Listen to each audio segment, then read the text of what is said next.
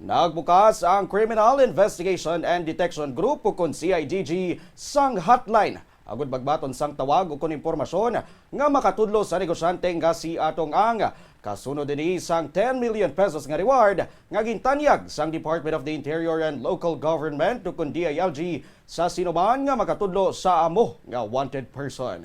Ginpagwa man ang wanted poster nga nagaunod sang pangalan kag laragway ni ang sa 18 ka mga persona nga gindagdagan sang arrest warrant sang korte kamot sa kaso sang ginpang kidnap kag ginpang patay nga sa Bugueros.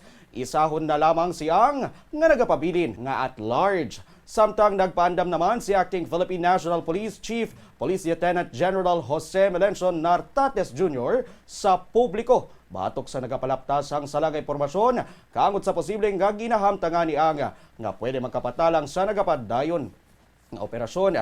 Ginpaandaman man sini ang security agency nga hindi maghatag sa anuman nga bulig sa negosyante. Dala na diri ang mga bodyguard o security escort. Ginpayag nga ginkatuan naman sang CIDG ang ginkilala o kanang kilala nga propiedad ni ang sa Pasig City, Mandaluyong, Laguna, kaga Batangas. Habang wala nila makita ang presensya ni ang sa among mga lugar.